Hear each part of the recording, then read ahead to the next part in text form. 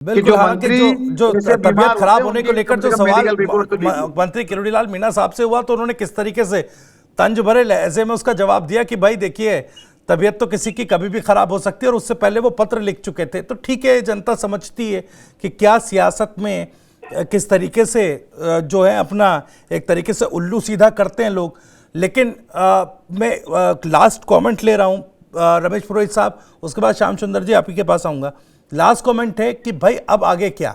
बाबा किरोड़ीलाल जिस प्रायोजक हैं cancer healer centre, a new beginning, राह पर चल पड़े हैं, जिस तरह से अग्रेसिव मोड में आ गए हैं, सीधे आरोप लगा रहे हैं, तो अब आगे किस तरफ ये उनकी दिशा राजनीतिक जाती हुई नजर आ रही है? रमेश पुरोहित साहब, उसके बाद श्याम सुंदर जी। त्यागी जी, अजय आपने एक शब्द का इस्तेमाल किया था, मजबूरी ऐसी क्या है। जी। अब किसकी मजबूरी है? कुछ तो मजबूरियां रही होगी। यूं कोई बेवफा नहीं होता, अपना दिल भी टटोल कर देखो, फासला बेवजह नहीं होता।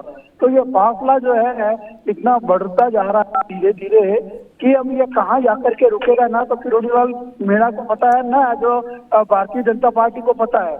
भारतीय जनता पार्टी और किरोड़ीलाल मीणा के दोनों के जो आपसी जो रिश्ते हैं कभी सहज रहे ही नहीं।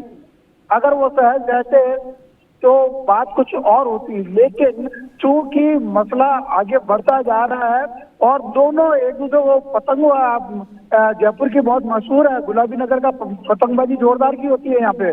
तो ये तो पतंग उड़ रही है और एक ढील दे रहा है, वो काटने वाली जो स्थिति, पेच कब लड़ेगा और कैसे कटेगा ये तो आने वाला वक्त बताएगा। लेकिन हाँ, ये है कि दोनों ने अपनी पतंगे बहुत ढील दे रखी है, हवा का रुख किस तरफ जाएगा ये तो वक्त तय करेगा। लेकिन इतना जरूर तय है कि किरोड़ीलाल मीणा राजनीतिक परिदृश्य से जो अकेले पड़ते जा रहे हैं, अब उनमें वो दम कम नहीं रहेगा जो पहले किरोड़ीलाल मीणा के नाम से रहता था। क्योंकि उनका जो राजनीतिक जो ओरा है वो धीरे धीरे कम होता जा रहा है, लोगों में उनकी स्वीकार्यता कम होती जा रही है। जो व्यक्ति अपने भाई को वहां से जितवा नहीं सकते, हालांकि इसमें कई तरह की बातें शामिल है, इसमें जो उनके भाई का जो हारना है उसमें कई राजनीतिक समीकरण शामिल है, जिसमें एक कारण अभी कल कहीं बैठे थे तो एक चर्चा इस तरह की चली जिसमें लोगों ने बता दिया ये कि कहीं न कहीं पार्टी संगठन भी उतना सक्रिय नहीं रहा जितना कि उनको होना चाहिए था।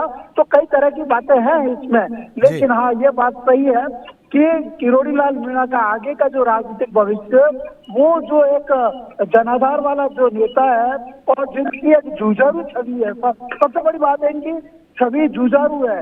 वो किसी मुद्दे को लेकर के सड़क पे बैठ जाते हैं, लोगों को इकट्ठा कर सकते हैं, इतनी उनमें ताकत है।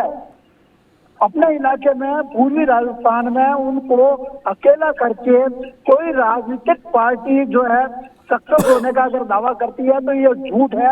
हाँ, तो आने वाले वक्त में बीजेपी के लिए हो सकता है कि किरोड़ीलाल मीणा का जो दामन है वो थोड़ा सा दूर होता जाए धीरे धीरे, या फिर मैंने आपको 2-3 दिन पहले संकेत भी दिया था कि स्थितियां अलग तरह की हो सकती है। हालांकि आलाकमान के साथ में सबसे बड़ी बात है जो अभी मैं चर्चा में सुन रहा था कि उनके खिलाफ जो है अनुशासनात्मक कभी क्यों नहीं होती है और क्यों नहीं करते हैं, तो ये बातें हो सकती है। लेकिन चूंकि उनका जो सीधा संबंध आलाकमान से है और आलाकमान से सीधी बातें होती है, तो यहाँ का जो नेतृत्व है वो कुछ नहीं कर सकता जब तक कि दिल्ली कोई बात को लिए हरी झंडी न दिखाए, चाहे वो अनुशासन का मामला हो या फिर इनका कहीं न कहीं राजनीतिक जो है अलग हो। तो चलिए, जैसा आप कह रहे हैं कहीं ना कहीं दिल्ली को अब तय करना होगा, क्योंकि प्रदेश स्तर पर उनको लेकर कोई फैसला जो है वो मुश्किल होगा।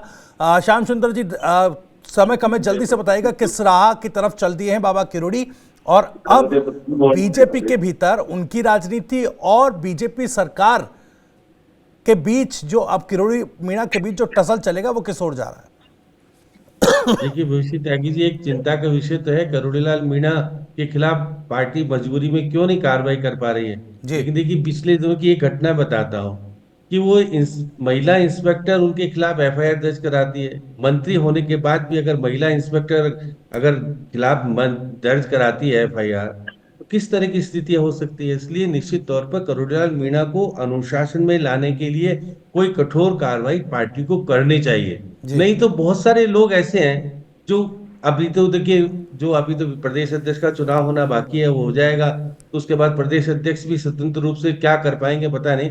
लेकिन पार्टी में अनुशासनहीनता बढ़ती जाएगी तो ये पार्टी के लिए चिंता का विषय है। हुसैन साहब, आप जैसे अनुशासित कार्यकर्ता फिर किस तरह से उदाहरण देंगे जाकर के, कैसे क्यों बचाव करने के लिए आप खड़े हो रहे हो कि जी करुणीलाल मीणा तो हमारे बहुत अच्छे हैं और हमारे यहाँ आंतरिक लोकतंत्र बरकरार है। जिस प्रकार से कांग्रेस में deputy CM, deputy CM Sachin Pilot आंतरिक लोकतंत्र बरकरार रखते थे, वही बरकरार आपके यहाँ रखा जा रहा है। क्योंकि जी उनके खिलाफ भी राजकुमार जी कोई कार्रवाई नहीं हुई ना आपके जमाने में भी सचिन पायलट के खिलाफ। उसने कि उन्होंने किस प्रकार की स्थितियां, उन्होंने भ्रष्टाचार के मामले सड़कों पे लाके खड़े किए, उन्होंने अजमेर से जयपुर तक पैदल यात्रा निकाली, कोई कार्रवाई नहीं हुई।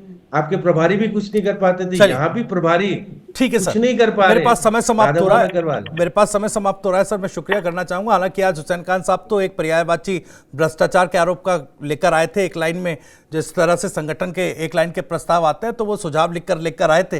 खैर, जवाब जनता को देना पड़ेगा कि आखिर भ्रष्टाचार के आरोप जब किरोड़ी मीणा सीधे तौर पर सरकार पर लगा रहे हैं तो आखिर बीजेपी या यूके संगठन की तरफ से, सरकार की तरफ से उन पर कार्रवाई क्यों नहीं की जा रही है, और इन जवाबों से सरकार इन सवालों से भागती नजर क्यों आ रही है। प्रायोजक हैं cancer healer centre, a new beginning.